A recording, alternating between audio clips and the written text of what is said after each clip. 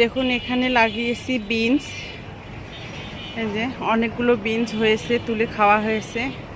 এই যে এখানে আরো অনেকগুলো বিনস ছোট বড় হয়েছে। 2-1 দিনের মধ্যে এগুলো খাওয়া যাবে। তো ছাদ ফেলে না রেখে যদি এরকম লাগানো যায় বালতির মধ্যে, তাহলে কিন্তু সবজি খাওয়া যায়।